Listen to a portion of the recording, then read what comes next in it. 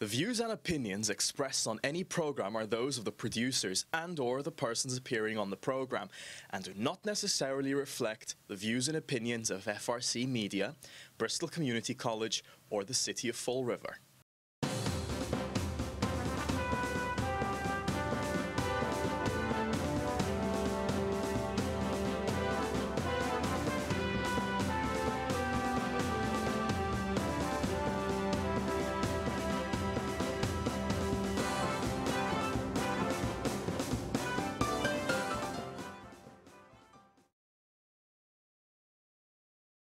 Chip. And I'm CJ. And it's Friday. And boy, TGIF. Boy. Well, it was a nice icy morning, that's for sure. It was. It was a nice, just enough to be absolutely a pain in the neck. It turned everything into a little glaze of ice where you can, you don't even have black ice. You got like grayish ice, the white snow with the black top and stuff. And everything is slick. Be careful. Be careful on the roads. And be careful on the sidewalks, too, because they are slick. Be careful everywhere. Yeah. And the Groundhog saw his shadow today. Well, what a surprise. 6 more weeks of winter. Yeah. According to what is his name, Pete? The Groundhog Pete? Yeah, I thought it was Punxsutawney Phil. Punxsutawney Phil, yeah. I thought it was Punxsutawney Phil. Yeah, well, they had, I think Groundhog was on television the last couple of days. They love to play Groundhog Day on it. It's Punxsutawney Phil the last time I knew it. Yep, I thought it was Punxsutawney Phil as well, but hey, whatever. They always have these little columns to read, like, you know, he sat down and wrote this before he came out. He's a cute little bugger. He lives in a library, you know. Yeah. They keep him in a cage in a library. So not bad. He's not out in the elements. So nope, he's domesticated. The Groundhog is pretty good. He's domesticated. That's it. Well, as many of you remember our show from Wednesday, where we basically baked and barbecued 2 politicians, the mayor and Alan Sylvia. The Herald News followed up with the future of Riverview Towers residents still uncertain after tense meeting. Yeah. You think it was tense? I think it was tense. Yeah, well, a little. But I'll tell you, I don't understand where they say it's uncertain. It's pretty certain to me. The mayor and the state rep, the state rep, and by the way, we were told by some people that it was out of context. So let's first go over that. What is out of context when a state representative says, I don't care who lives there. All I want to do is elevate, whatever the word he used. Right. In other words, get people with more money in this building. You know, I don't care about your needs or your wants or that you worked your whole life or you're a veteran. I don't care. He said that. I don't know how you can take that out of context because we had it on film. He said, I don't care who lives there. But there was a little caveat on the end of that he wanted people from higher income levels. So, you know, he did say he wanted those people to stay there. He did want them to stay there, but the mayor said, the city is not going to support project-based housing. Yeah, he said he wanted it to stay there because he knew the mayor said he wanted it to stay there under a certain condition. Right. That they paid the rent without the voucher. Right. You know, so like I said, I got a suggestion for him. They get $35,000 for every committee they're on as a stipend up in Boston. As I said, give everybody in Fall River with low income a $35,000 stipend to add to their present income, which is below the poverty level for the most part. And they can afford market rate. And they'll be able to afford the market rate housing. That's right. So, you know, and it'll bring us up near, but not up to the state average. So, and obviously the mayor was very... Well, he wasn't clear. It was code talk. It was Navajo wind talking. But what the bottom line was, he said, blah, blah, blah, you can find a place to live, and if you're willing to pay, but we're not going to make this project based. So in other words, the individual who had a voucher because he's low income can't live there, because they're not going to accept the guy's voucher. Without the voucher, he can't afford it. So it was political speak for beat it. You're one of the poor people. We don't want you in here. We want to turn this into Yuppieville. Yeah, Yuppieville. And I love the way he says, we don't want it the way it is behind us across the street. Yeah, it's not even well, across the yeah, street. yeah, it's yeah. across the parking lot. It's nice to know that the mayor disparages poor people that live behind there. We don't want it to be like that place. Oh, they got crying. Well, fix it. You know, Yeah. that's what you got elected to do. You know, try to help the people move forward. Because remember, Kennedy came down and spoke at Diamond. Everybody forgot it was a regional. And now, and our boy, as his parting shot, Million, had to go up there and say, oh, this is it. It puts Fall River on a map. Really? You think that a Kennedy talking about stuff and throwing around bouquets and trying to, that are actually not even accurate anymore. We don't have a workforce basically left anymore in the city. But do you think that that's going to override somebody who picks up a paper and every other day, then they watch the news or read the newspaper, there's some kind of crime being committed or some kind of drug issue or some kind of other issue in this city? And obviously they know about we got too many poor people. Right. I mean, the mayor and our state representative made that very clear. This city, I mean, why wouldn't anybody want to come to this city? We have too many poor people. So, I guess he wants them all to move to Arizona and have a commune or something. Well, Joe Good wrote this article, by the way. And she's, in her article, she writes, it's a complicated issue that has caused confusion for residents and the administration, with Correa vowing that a potential sale of the property would not displace residents. At the same time, not allowing 150 project-based Section 8 vouchers awarded to the potential buyer of Riverview Towers, Weston Associates, through the Fall River Housing Authority. Weston, which is the designated buyer by the state, could potentially turn all 200 units into Section 8 housings for 20 to 30 years because they get tax credits for that. Sure. But if they they get big rent, too. Right. And if they can't do that, though, they're going to make a market rate housing. Yeah. Now, here's the thing. There's a waiting list for Section 8 certificates, 5 to 8 years. And there's a 5 to 8 year waiting list for a housing unit in the city, in the Fall River housing. I guess we're wanted everywhere. And the mayor said, we don't want people from Philadelphia. We don't want people from New York. We don't want people from New Jersey. Yeah, but you got ads. You got ads all over the place. Right. But, we don't want them. The scary part about it is that under 13A, for the past 40 years, Riverview Towers has been contracted with the Department of Housing and Community Development with rentals substantially below market rates for individuals and families who meet state low-income guidelines known as 13A. The contract expires in March, and the state is attempting to preserve low-income housing for those recipients. It will affect 87 Riverview Tower residents. Well, this is the problem, okay? Once the 13A goes away, it goes away. And then you'll have 3 months, because once it goes away, they give you 3 months to find a place to live or pay the existing market rate rent. That's the difference. Now, there's a difference here between low-income rent, affordable rent, and market rate rent. Low income means it's government subsidized. That's Section 8, Section 707, South Shore housing certificates, all kinds of different, but those are government subsidized. Yes, the government makes it as confusing as possible to follow. That's why they do it. Exactly. Then there's affordable housing, which is basically what a lot of people in Fall River live in. They can afford to live there. And then there's market rate, which a lot of people in Fall River will not be able to afford. So this is going to be a mess, and this could be the demise of the two. And it brings up a very good question. We're going to have to check the current contract, because I am curious to see if the director of the housing authority still gets a bonus based on occupancy. So the more people he drags in here, the more, he gets a bonus, because that was created during the Viveris administration, when coincidentally the housing director was his brother. Yeah, and they put that in there, and that's when they began the recruiting of people from all over the country, when they started throwing up billboards and advertisements and getting everybody from everywhere, because hey, what the hell? The housing director was getting more money. The more he dragged in, the more money he made. And I'm curious if that still exists in the current contract. Well, currently there's no contract with anyone because we don't have a housing authority director.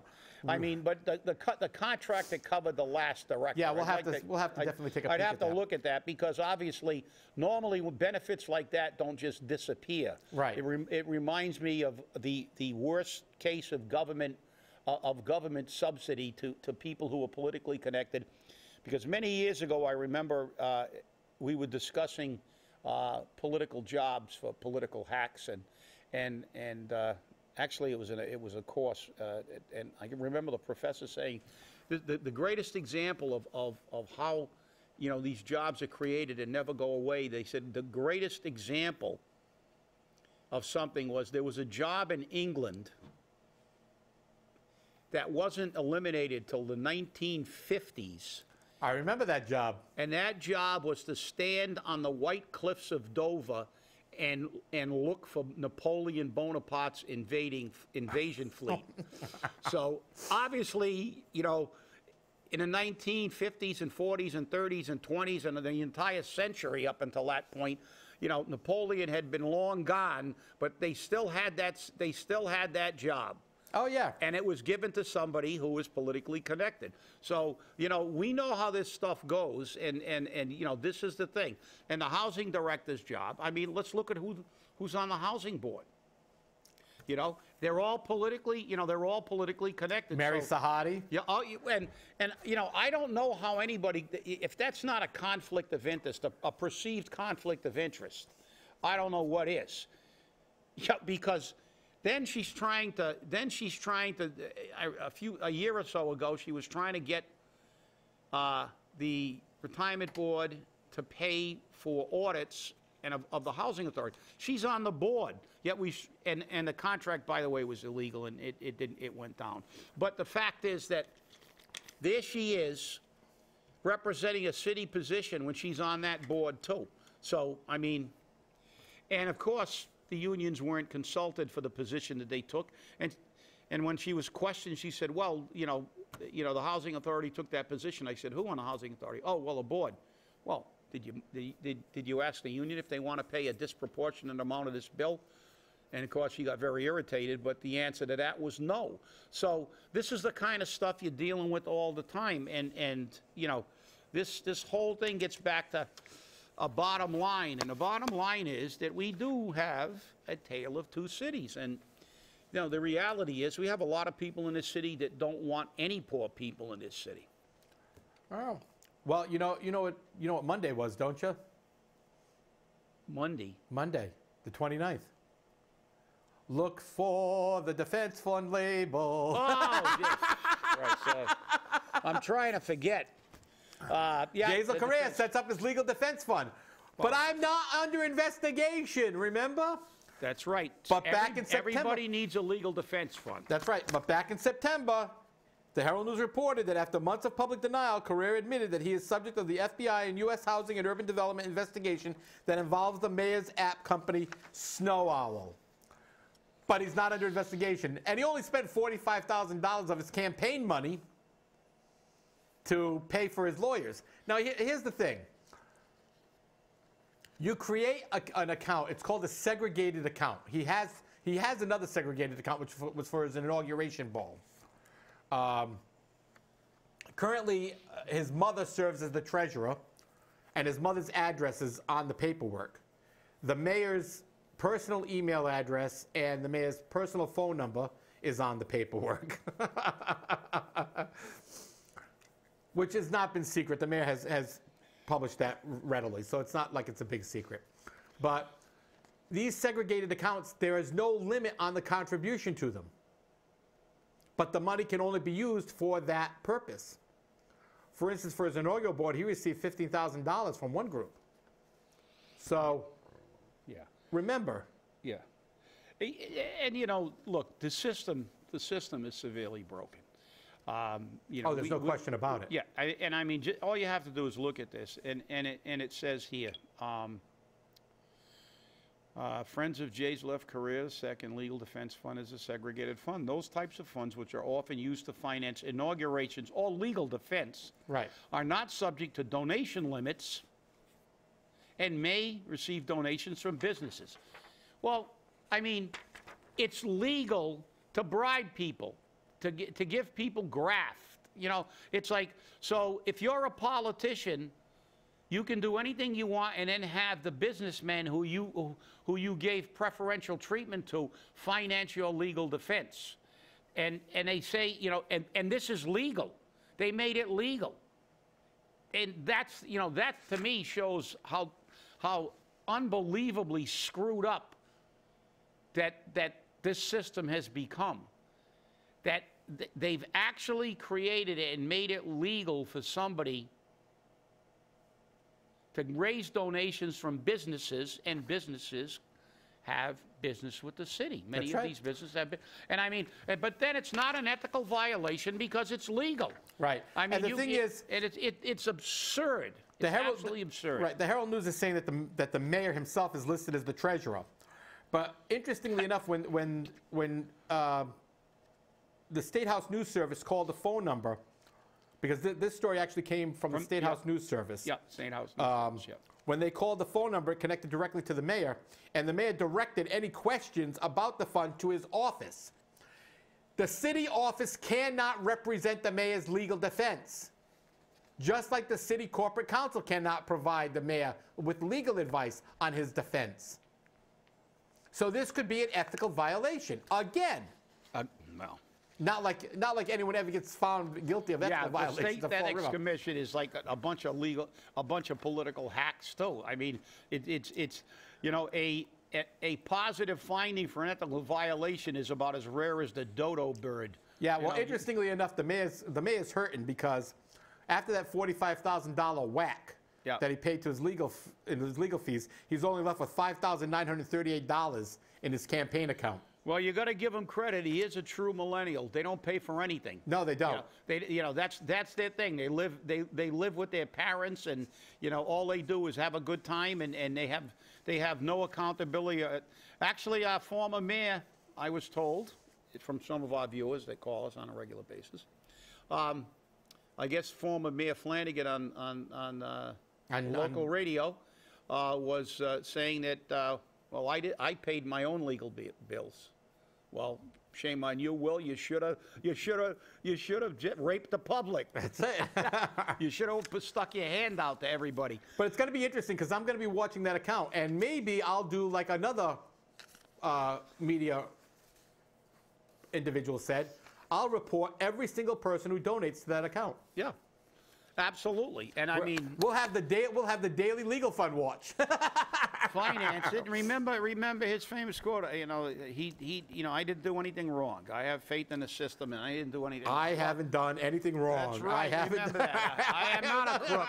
I am not a crook. I am not a crook. But look, he also said that he almost actually admitted improprieties, but he said, you know, he didn't know about it. Right. Well, guess what? When you're the CEO of a company, buck stops with you, baby. The buck stops there. I hate to tell him this, but he's the mayor. The buck stops there. You know, that's the other millennial thing. They blame everybody else. They never take responsibility. Oh, it was his fault. It was his fault. Well, guess what? When you're the head guy, you take all the heat. It's like, you know, that's life. It's but, like, you know, when you run anything. Yeah, but when things go right, we did it. Interestingly enough, like you said, you know, he's a true millennial. He doesn't pay for anything.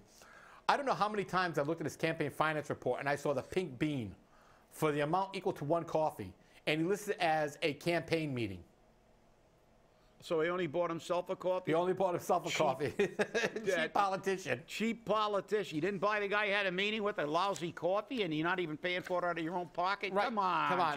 But, you know, but this is the thing. When you look at these kind of, and you've got, we always say on this show, follow the money. Yeah. Follow the money. And in his case, follow the coffees. Gets to be very interesting. But, you know, that's the thing. The thing is, when he doesn't understand a very real fact that most people that have done anything know, you know, if you're in charge of something, when things go right, everybody in the group takes credit. We did it. When something goes wrong, you did it. Yep, exactly. And that's why Harry Truman said, you know, the buck stops here. And you've got to assume ultimate responsibility for what goes wrong if you're the head of the company. You know, exactly. That's it. I mean, well, Tuesday night, the city council will be discussing the Durfee tax impact. Now, I have a problem with the way the mayor keeps saying it's $130. And I'm going to tell you why. We're going to bond, according to our share, we're going to bond $98.7 million plus or minus a couple of $100,000. And the city's going to fund $40 million out of their own tax levy, which is your money. But the city's saying it's their money, which we know it's not. And that means $58.7 million is going to be subject to your Prop 2.5 override. Unless, according to Mary Sahadi, the city decides you're going to pay the entire bill, in which case the whole thing will be there. And the mayor's saying it's $130. Now, Westport bonded 58 point some odd million dollars, and they're $130 per 100,000. Notice I added that on, per 100,000. Oh, assessment, that's right, assessed value. On assessed value. So for the mayor to turn around and say it's $130 for the whole kit and caboodle, he's wrong. For Mary Sahadi to say that, because she said as well, she's wrong. It is per $100,000 assessment. And this is how they confuse you. Because they say, oh, it's only $130, that's $10 a month, it's not a big deal, da, da, da. Yeah. Guess what? It's a lot more than that. Now, here's the other scary position.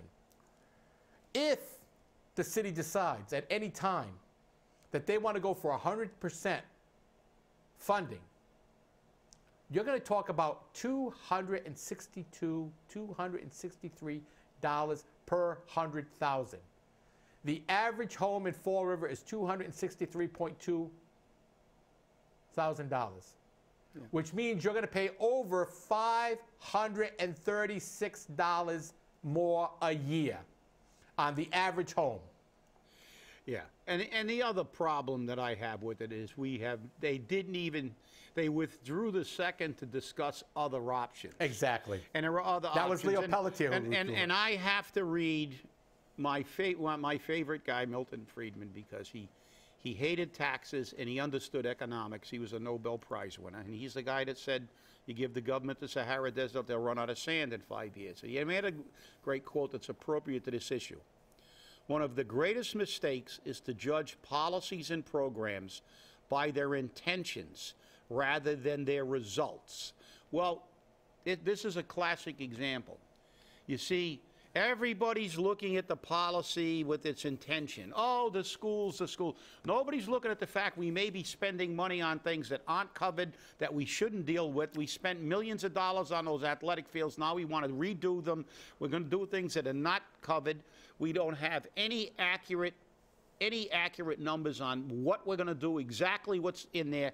This is all a rush to judgment, and their con is, it's for the kids, and it's only going to cost X amount of dollars. Well, it's only going to cost $9 to do the house that's got swamp around it. It's only going to cost $6 for this and $9 for this. By the time you get done, you're paying $300 more a quarter.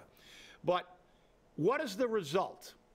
The ultimate result, not the intention, because I don't oppose education. Having this city spend our money wisely.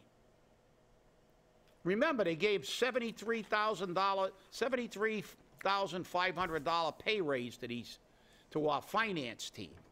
They gave pay raises to everybody. They elevated people's steps. They changed everybody. This guy loves to throw money around, and who cares? And our tax rates and our fees can keep going up. So the ultimate result of this is to increase taxes. And you know something? Sometimes you have to increase taxes, but you only increase taxes when you make sure that every single dime is being spent wisely and that you're doing only what's necessary. You know, if you show me that this building and what we're doing is only going to be part of the physical plants that provide education to our children, that we're not spending anything on quote-unquote amenities, because a school is a place where you learn. The amenities, you get amenities when you got plenty of money. And the people of this city don't have plenty of money. We're the poorest city in the Commonwealth of Massachusetts. That's not the time for amenities. You know, when you got $1.80 in your bank account, you don't go out and buy a Ferrari. They won't finance you anyway. But you're not the government, because they just come back and keep picking your pocket. And this is the whole problem. You know, this is why we need to deal with, and look at taxpayer suits and for things like this. The Citizens Alliance for Accountability of Government will be rearing its head again because it's out of control. And it's always the same con. They march the children in and say, but somehow we hate them if we don't vote for this bond. That's not true. Show me figures. When you go to the bank with a business proposal, they don't let you. If you went into a bank with the kind of generalizations that they're using for this, and then the bank would laugh you out of, they'd laugh you out of the building. You get your business perspective and you show it to the bank, and it says, well, it's only going to cost me, if you finance my business for 175 years, it's only going to cost me $1.80 a month, and blah blah. They're gonna laugh you. They're gonna have. You have to have facts. You have to have figures. You have to have projections. You have to have fixed costs. Everything in there. But when it comes to the taxpayer, screw it. All we do is just keep raising taxes and fees. It doesn't matter. That's the answer to everything. There's no control over spending. There's no control over anything. It's the concept of, hey, Riverview Tower. We're going to call this the Riverview Tower concept now. The hell with the poor people. We think like rich people. And we're going to behave like this city is full of rich people that have no problem paying taxes. Well, guess what? We got 34.1% of the people in this community that take this tax burden and owner-occupied. The other people can't vote. And guess what? There won't be a living soul left in this city that can afford it. They'll dump their house no matter what kind of loss they take. Because when you're paying more to live here than you can to go to a bedroom community with virtually no crime and none of the issues Fall River has, and you can't go out on the street half the time here, you need your head examined. These people are out of control. They're absolutely out of control. All they know how to do is spend money. If you want to spend money wisely. Show me the money. Show me what you're going to do. Show me the plan. You're going to build a field house that isn't covered. You're going to work on a swimming pool that isn't covered and give us 100%. Show us why and how much that's going to mean in the bonds. Remember, they used bonds plural. Bonds plural. So we're not going to get 62% reimbursement on things that aren't covered. We're going to pick up 100%. And how much of that is there? And then they'll say, like they said with the road, oh, you don't want it, don't worry about it. We're not going to do it. But remember what Mary Sahadi said. At any time, they can come back and get the full boat. And guess what? I don't care what they say. I don't trust them, and I'll say it publicly.